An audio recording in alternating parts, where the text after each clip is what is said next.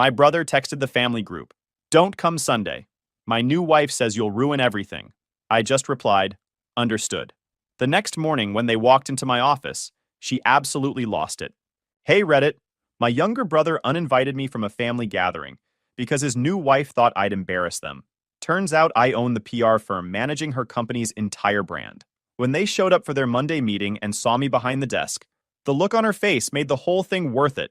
I'm Vanessa, 27 female, and apparently my family thinks I'm not polished enough to be around their fancy new in-laws. Funny how that works when you're too busy building an actual business to play dress up at brunches. Let me paint you a picture of my family dynamic before we get to the good stuff. My younger brother Kyle is 24, fresh out of college, and married into money 6 months ago.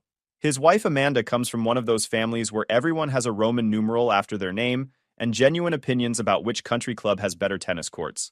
Kyle used to be a decent guy. We weren't super close, but we got along fine. Then he met Amanda at some networking event his buddy dragged him to, and suddenly he became this different person. Started wearing boat shoes unironically. Began saying things like summer as a verb. The transformation was honestly impressive in how complete it was. My parents ate it up. Mom especially.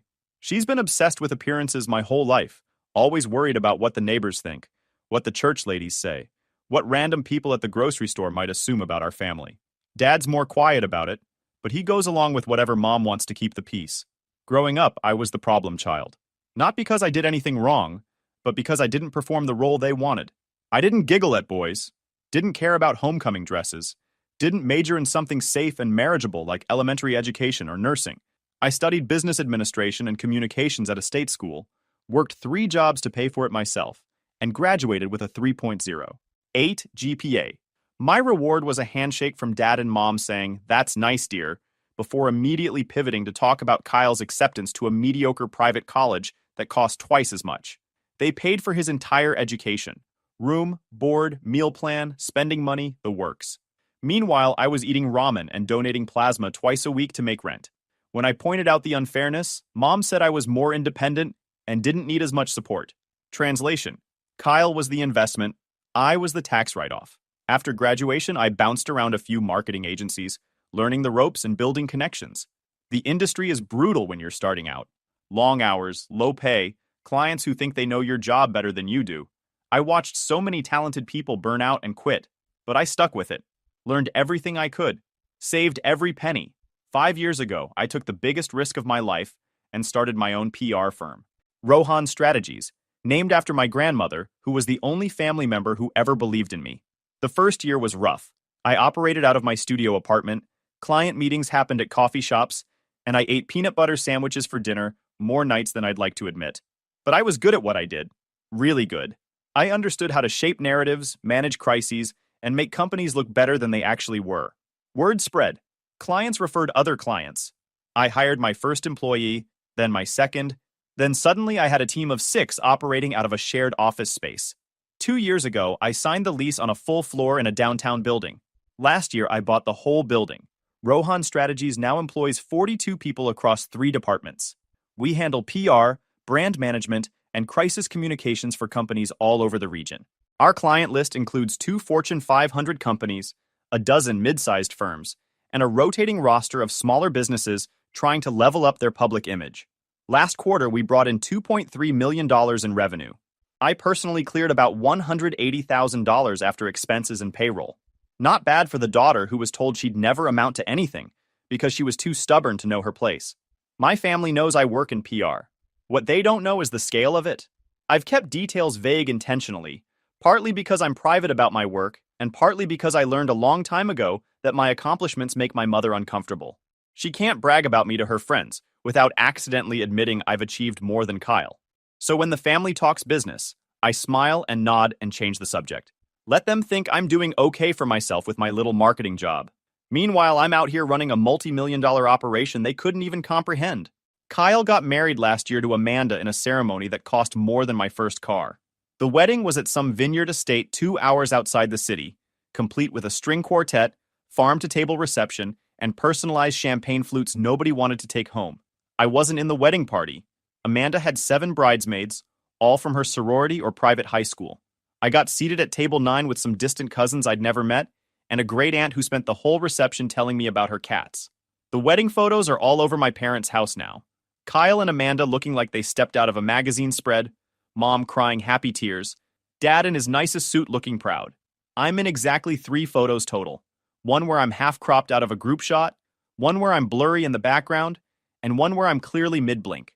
That should have told me everything I needed to know about where I stood. After the wedding, Amanda started inserting herself into family dynamics. Suddenly, every holiday needed her input. She had opinions about where we should eat Thanksgiving dinner, what kind of Christmas tree we should get, whether Easter brunch should be formal or casual. Mom loved it. Finally, a daughter who cared about the things she cared about, who wanted to discuss table settings and flower arrangements, and whether cream or ivory was more sophisticated for spring gatherings. I watched my role in the family shrink even further. Not that it was huge to begin with, but at least before Amanda, I was occasionally asked my opinion on things. Now I was just the odd one out, the career woman who didn't understand the importance of properly folded napkins. The breaking point came 2 weeks ago. Saturday afternoon, I'm at my apartment catching up on paperwork when the family group chat lights up. Mom created it years ago to coordinate family stuff. Usually it's just mundane logistics about who's bringing what to dinner or when we're meeting up. Kyle sent a message. Quick update about tomorrow's gathering. I barely registered it. We had a casual Sunday thing planned at my parents' house. Nothing fancy, just family hanging out. Maybe grilling some food, watching whatever game was on. I'd already confirmed I'd be there. Then the next message came through. Amanda and I talked it over, and we think it's better if Claire sits this one out. Her new in-laws are coming, and Amanda's worried about first impressions. No offense, but you know how Claire can be. We want to keep things polished. I read it 3 times to make sure I understood correctly. My own brother, in a group chat that included me, just uninvited me from a family gathering because his wife thought I'd embarrass them. The reasoning wasn't even subtle. I wasn't polished enough, wasn't presentable enough, would somehow contaminate their fancy in-laws with my presence. Mom responded immediately with a string of okay and makes sense, and we understand, sweetie. Dad sent a thumbs up. Nobody said a word in my defense. Nobody asked if this was okay with me. Nobody even pretended to care that I was being openly excluded and insulted in front of the whole family. I sat there staring at my phone, that familiar burning sensation in my chest. The same feeling I got when Mom forgot my birthday but threw Kyle a surprise party. The same feeling when Dad paid for Kyle's new laptop but told me to save up for my own. The same feeling from a lifetime of being the afterthought. My first instinct was to defend myself. Call Kyle. Demand an explanation. Ask what the heck how Claire can be even meant. But then something shifted. The calmer part of me, the part that built a business from nothing while my family counted me out, simply replied, understood. One word. No argument, no explanation, no begging to be included. Just acknowledgement that I received the message and accepted their decision. Then I set my phone down and went back to work. Because deep down, I already knew. No matter what I did, I'd never be their version of enough. Not polished enough. Not obedient enough. Not the kind of woman who married rich like Amanda did. I'd always be the daughter who chose career over family, ambition over tradition, success over their approval. That night I sat at my desk in my apartment, the one I bought with my own money in a building I actually own now, and looked at the framed photo on my shelf. It's from Kyle's wedding, the one professional shot where I'm actually visible and in focus. My parents are beaming at Kyle and Amanda. I'm standing off to the side, smiling but somehow separate from the moment. They thought they'd humiliated me, thought I'd disappear quietly, maybe cry, maybe beg to be included. But what they didn't know was that my office, the one they'd all forgotten I ran, was about to become the stage for their greatest shock yet. Because Kyle had a meeting scheduled for Monday morning, at my building, with my company, to discuss the PR strategy for Amanda's business. And I was very, very ready. Monday morning arrived and I dressed with precision. Navy blazer, cream silk blouse, tailored pants, subtle gold jewelry, hair pulled back in a neat bun. The kind of polished professional look that costs money to pull off right, though my family would never notice the details. I got to the office early, reviewed the client file one more time, and settled into my corner office with its floor-to-ceiling windows overlooking downtown. My assistant Jamie had already set up the conference room, complete with branded folders, water bottles with our logo, and a presentation loaded on the screen. At 10:15 a.m., Jamie's message popped up on my computer. They're here. I smiled. Perfect timing. Through the glass wall of my office, I watched Kyle walk into the reception area. He looked uncomfortable in his sport coat, like a kid playing dress-up in his dad's clothes. Next to him was Amanda, and she was exactly what I expected. Designer handbag, expensive perfume you could smell from 20 feet away, the kind of confident stride that comes from never being told no. They approached reception, gave their names, and were directed to wait. I let them sit for exactly 4 minutes, long enough to check their phones and get slightly impatient. Then I stood, smoothed my blazer, and walked out of my office. The moment Amanda's eyes landed on me, she stopped mid-sentence in whatever she was saying to Kyle. Her perfectly made-up face went through about 5 emotions in 2 seconds. Confusion, recognition, disbelief, horror, and finally, embarrassed panic. "You work here?" she stammered, her polished composure cracking like thin ice. I walked toward them with the practiced calm I'd perfected in hundreds of client meetings. Kyle was frozen, his mouth slightly open, trying to process what he was seeing.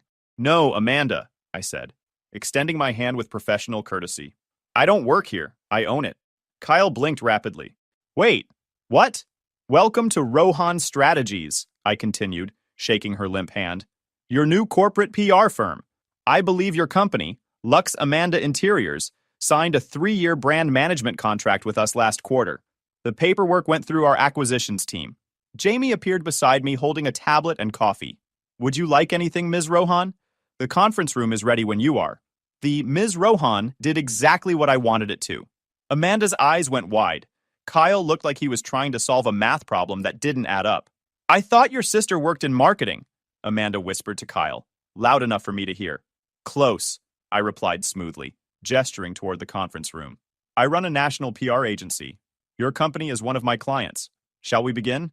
We're billing by the hour." That's when Amanda let out this strangled noise, somewhere between a gasp and a sob. Not from anger exactly, but from the dawning realization of what she'd done. Who she'd insulted, who now controlled a significant piece of her business's public image. My staff, who'd all heard about Saturday's group chat message by Sunday evening, through the assistant manager who's also my college roommate, tried to keep straight faces. I caught a few subtle smiles as we walked past their desks toward the conference room. Kyle tried to recover. "Vanessa, we didn't know—" "Let's keep this professional," I interrupted gently, holding up one hand. "I'm sure you understand." He fell silent immediately. That was new. Growing up, Kyle never listened to me about anything. Now he was following my lead like I was the authority figure, because in this building, I was. We settled into the conference room. I took my seat at the head of the table, the same position where I'd negotiated million-dollar contracts and faced down CEOs twice my age. Amanda sat stiffly, her designer bag clutched in her lap like a security blanket. Kyle kept glancing between us, clearly trying to figure out how to navigate this disaster. I opened the presentation folder. "Before we begin, I want to acknowledge that there might be some personal awkwardness given our family connection. However, I assure you that Rohan Strategies maintains complete professionalism with all clients regardless of personal relationships. Your account will receive the same quality service as every other client. Does that work for you?" Amanda nodded weakly. Kyle managed a, "Yeah, of course." "Good," I continued. "Now, let's discuss the recent issues with your brand's online presence." I pulled up the first slide. It showed a graph of sentiment analysis for Lux Amanda Interiors over the past 6 months. The trend line was diving like a rock off a cliff. "Your brand has experienced significant negative attention over the past 3 months, I explained, keeping my tone neutral and factual. "The primary driver appears to be allegations from former vendors claiming unpaid invoices. These accusations have spread across industry forums, review sites, and social media. The damage to your reputation has resulted in a 34% decrease in client inquiries." Amanda's face went pale. "How did you—" "It's my job to know what's happening in the public sphere for my clients," I said calmly, "especially what's being said in places you might not think to look. The unpaid vendor issue has created a narrative that your company is unreliable and treats contractors poorly. Regardless of whether that's accurate, perception is reality in PR."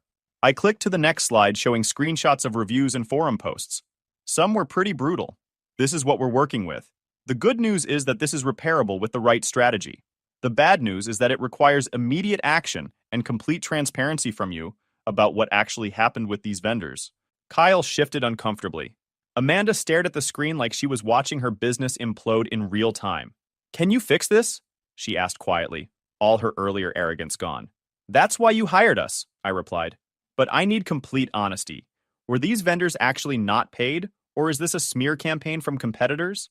Amanda hesitated, then admitted, "We had cash flow issues earlier this year. Some invoices got delayed. We've since paid most of them, but a few are threatening legal action. I made notes. Okay, that's workable. Here's what we're going to do. I spent the next 40 minutes outlining a comprehensive crisis management strategy, direct outreach to affected vendors with payment plans, a carefully worded public statement acknowledging delays without admitting wrongdoing, positive story placements highlighting completed projects and satisfied clients, a social media campaign showcasing the quality of work. Throughout the presentation, I was nothing but professional. No petty comments, no subtle digs, just top-tier strategic advice delivered with the confidence of someone who'd done this 100 times before. By the end, Amanda looked genuinely impressed despite herself. Kyle seemed dazed. "This is really thorough," Amanda said, her voice carrying a note of grudging respect. "It's what you're paying for," I replied simply. "My team will begin implementation this week. Jamie will send over the detailed timeline and checkpoint schedule. Do either of you have questions?" They both shook their heads. As we stood to leave, Kyle hesitated at the door. "Vanessa, about yesterday." "This isn't the time or place," I said firmly, but not unkindly. "We can discuss family matters outside of business hours. Right now I have another client meeting in 15 minutes. He nodded and followed Amanda out. As the conference room door closed behind them, Jamie appeared with a knowing smile. "Well played, boss." "Just doing my job," I replied, though I couldn't completely hide my own smile. That evening, my phone started buzzing around 6. First a call from Kyle, which I declined. Then Mom also declined. Then a text from Dad. "Your brother says there was a misunderstanding. Call me." I ignored it and went for a run instead. Came back to find 14 missed notifications. Mom's text was predictably manipulative. "Kyle told us about your meeting. You could have mentioned you owned a company. He's very upset that you didn't tell the family. We're having dinner tonight at 7. You should come so we can talk about this like adults." I stared at that message for a full minute. The audacity was almost impressive. 24 hours ago, they'd uninvited me from a family gathering because I wasn't good enough to be around. Now that they realized I had power and influence, suddenly I should come to dinner so we could talk like adults. I texted back, "I have plans tonight. Maybe next time check who you're insulting before sending group messages." Mom called immediately. I let it ring. Then Kyle texted privately, "Seriously? You own a PR firm and never told anyone? Amanda is freaking out. She thinks you're going to sabotage her company to get back at us." I replied, "Your wife signed a contract with my company 3 months ago. The due diligence was done by my acquisitions team. I had no idea she was your wife until I reviewed the client list last week. As for sabotage, that would be terrible for business. She'll receive the same quality service as every other client." He wrote back, "Can we please just talk?" "Not tonight," I responded. "I'm busy." What I was actually doing was sitting on my couch eating Thai takeout and watching cooking shows. But they didn't need to know that. The power of being unavailable when people suddenly decided you were worth their time was deeply satisfying. Around 9, Mom called again from Dad's phone, probably assuming I'd blocked her number. I answered this time. "Vanessa, this has gotten out of hand," she started, her voice tight with barely controlled frustration. "Your brother and his wife are very upset. Amanda thinks you're going to ruin her business." "Why would I do that?" I asked calmly. "Because of what Kyle said in the group chat. It was thoughtless, but you know how boys are. He didn't mean anything by it. He meant exactly what he said, Mom. I wasn't polished enough to be around Amanda's family." Those were his exact words. "Well, you have to understand. Amanda comes from a very particular background. She's used to a certain level of sophistication," I supplied. "Refinement? Class?" I wasn't going to phrase it that way, but yes. "And you have to admit, sweetheart, you've never been very interested in those social niceties. You're always so focused on work." There it was. The quiet criticism wrapped in concern. "I'm not sophisticated enough because I built a career, instead of hunting for a rich husband. I don't understand social niceties because I value competence over performance. Mom, I run a multi-million-dollar company. I negotiate with executives and board members. I handle crisis communications for Fortune 500 firms. I think I understand professional conduct just fine. That's not what I meant." "Yes, it is. You meant that I'm not the right kind of successful. Not married, not interested in the things you value, not performing the role you wanted for me. And that's been the problem my whole life, hasn't it? I'm successful, but it's the wrong kind of success." Silence on the other end. "Your father and I worked very hard to give you and your brother good values," Mom finally said, her voice cold. "If you can't appreciate that, maybe you're right that we don't understand each other." "Maybe we don't," I agreed. I appreciate you calling. I hung up before she could respond, then turned off my phone for the night. Tuesday morning, I woke up to 17 new messages. Most were from extended family members who'd apparently gotten the full story from my parents' perspective, which I'm sure painted me as the ungrateful daughter who sprung her success on the family just to embarrass her brother. Aunt Linda wrote, "Your mother is devastated. Family should support each other, not compete." Cousin Jeff sent, "Heard about the drama. Kyle says you blindsided them. That's cold." Uncle Paul, who I actually liked, wrote, "Your mom's version of events sounds off. Want to grab coffee?" I responded only to Uncle Paul. "Free Thursday after 3. The rest I ignored. Let them believe whatever story made them comfortable.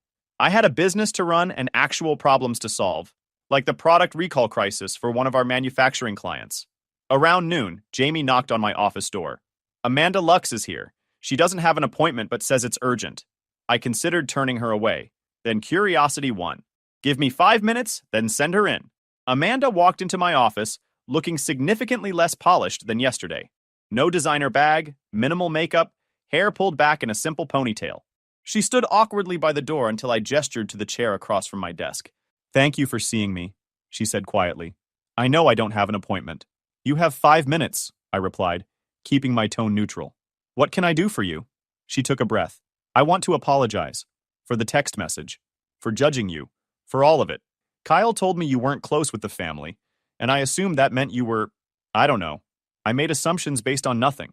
I waited. She continued. "I grew up in a very specific environment, where your worth was tied to who you married and what social circles you moved in. My mother literally has a spreadsheet tracking which families are acceptable to associate with. It's toxic, and I know it's toxic, but it's hard to unlearn." "That sounds exhausting," I said honestly. "It is. And I think I saw you as a threat, because you represent something my family would never approve of. A woman who built something herself instead of marrying into it. And that scared me more than I want to admit." I studied her carefully. She seemed genuine, which was unexpected. "Why are you really here, Amanda?" "Because I need your help," she admitted. "Not just with the PR stuff, though I do need that. But I need to understand how you did this. How you built something real, without relying on family money or connections. My business is funded by my father's investment, and I'm terrified I'm going to fail and prove everyone right who said I couldn't do it on my own." That was surprisingly honest. "The vendor payment issues," I said carefully. "Were those because you overextended trying to prove yourself?" She nodded, tears forming. "I took on too many projects trying to show my family I could run a successful business. Then I couldn't pay everyone on time, and now everything's falling apart." I grabbed a tissue box from my desk and handed it to her. We sat in silence for a moment while she composed herself. "Here's what I learned," I finally said.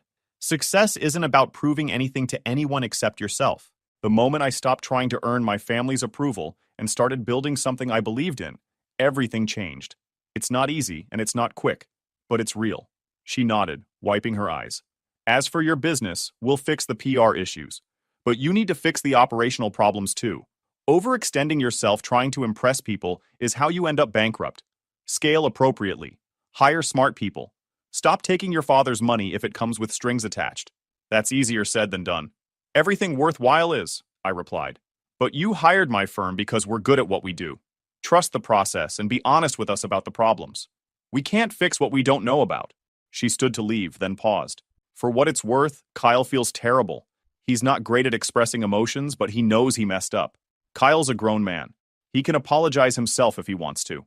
After she left, I sat thinking about that conversation. Amanda wasn't the villain I'd built her up to be. She was just another woman trying to navigate impossible expectations while figuring out who she actually wanted to be. Still didn't excuse the text message, but I understood it better now. Thursday evening, I met Uncle Paul at a coffee shop near his office. He's my dad's younger brother, the one who actually built his accounting firm from nothing, while Dad climbed the corporate ladder through connections. "Your mother is losing her mind," he said, sliding me a latte. "She's convinced you orchestrated this whole thing to humiliate Kyle." "I didn't even know Amanda was his wife until after she signed the contract," I explained. "Our acquisitions team handles that level of client onboarding. I only review the strategic accounts." "That's what I figured. Your mom's version didn't make sense." He sipped his coffee. "Want to tell me what actually happened?" I walked him through everything. The group chat message, my one-word response, the meeting, the aftermath. He listened without interrupting, nodding occasionally. "You know what the real problem is?" he said when I finished. You're successful in a way they can't control or take credit for. Kyle married into money, which they can brag about. You built something yourself, which makes them uncomfortable because they never helped. I've thought about that. Your mother especially can't handle it. She's built her entire identity around being the supportive mom who helped her kids succeed. But she didn't help you, and you succeeded anyway. That destroys her narrative. I'd never thought about it that way, but it made sense. What should I do? I asked. Nothing, he said simply. Live your life, run your business, let them figure out their feelings. You don't owe them anything just because you share DNA. We talked for another hour about business, life, his kids starting college. It was the most normal family conversation I'd had in years, probably because Paul had also spent his life being the black sheep who chose the wrong kind of success. When we parted ways, he gave me a hug. I'm proud of you, kid. Your grandmother would be too. That made me cry a little on the drive home. 3 weeks passed. I focused on work, went to the gym, spent a weekend hiking with friends. The family drama faded into background noise. Kyle texted a few times. Nothing major, just, hey, and can we talk? Which I responded to with busy and maybe later. I wasn't ready yet, and that was okay. The crisis management campaign for Amanda's company was working. Negative mentions were down 60%. We'd secured 3 positive profile pieces in trade publications, and her inquiry rate was back to normal. She sent a thank you email through the client portal that was surprisingly thoughtful. Then Mom called from a number I didn't recognize. I answered out of reflex. Vanessa, it's your mother. Please don't hang up. I almost did anyway, but curiosity held me. What do you want, Mom? I wanted to invite you to dinner. Just family. No drama, I promise. Why? Because I've been thinking about what you said. About success and values and understanding each other. I don't know if we'll ever see eye to eye on everything, but I'd like to try. I was quiet for a long moment. I'll think about it. That's all I'm asking. She gave me the details. This Sunday, casual dinner, just the immediate family. I told her maybe and hung up. Part of me wanted to refuse just to make a point, but another part, the part that still remembered being a kid who just wanted her parents to be proud, wondered if maybe something had actually shifted. Friday afternoon, I made my decision and texted Mom, I'll be there Sunday, 6 o'clock. Sunday evening, I arrived exactly on time wearing jeans and a nice sweater. Nothing fancy, nothing performative, just me. Mom opened the door and for a second we just looked at each other. Then she stepped back and let me in. The house smelled like pot roast, Dad's specialty. Kyle was setting the table while Amanda arranged flowers in a vase. Everyone moved carefully, like we were all handling something fragile. Glad you could make it, Dad said, giving me an awkward side hug. We sat down to dinner, and for the first few minutes, everyone made painfully polite small talk about weather and traffic. Then Kyle set down his fork. I need to say something, he started. I was a complete jerk with that text message. There's no excuse for it. I was trying to impress Amanda's family, and I threw you under the bus to do it. That was wrong, and I'm sorry. I looked at him. This kid I'd grown up with, who'd somehow become a stranger. Thank you for saying that. I mean it. I've been thinking about it a lot, about how we've treated you over the years. It wasn't fair. Mom cleared her throat. We all owe you an apology. I've spent weeks trying to figure out where we went wrong, and I realized we never actually celebrated your success. We took it for granted, or felt threatened by it, Dad added quietly. That was unexpectedly honest. I don't need you to celebrate everything I do, I said carefully, but I do need basic respect. I need to not be the family embarrassment just because I took a different path. You were never an embarrassment, Mom insisted. Mom, you literally uninvited me from a family event because I wasn't polished enough. She winced. That was Kyle and Amanda's decision, which you immediately supported without a single question. Silence around the table. Amanda spoke up. That was my influence. I told Kyle I was worried about my parents judging the family, and he overreacted trying to manage my anxiety. But the truth is, I was projecting my own insecurities about not being good enough. We're all learning, Dad said. Your mother and I included. We got comfortable with certain expectations and forgot that there's more than one way to build a good life. I felt something shift in my chest. Not forgiveness exactly, but maybe the beginning of understanding. I appreciate you saying all this, I told them, but I need you to understand something. I can't go back to being the family afterthought who gets scraps of attention when it's convenient. Either I'm family for real, or I'm better off keeping my distance. You're family, Kyle said firmly.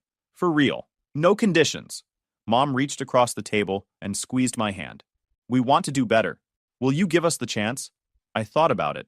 about Uncle Paul's advice to live my life, about Amanda's tears in my office, about the fact that holding on to anger was exhausting and I was tired of being angry.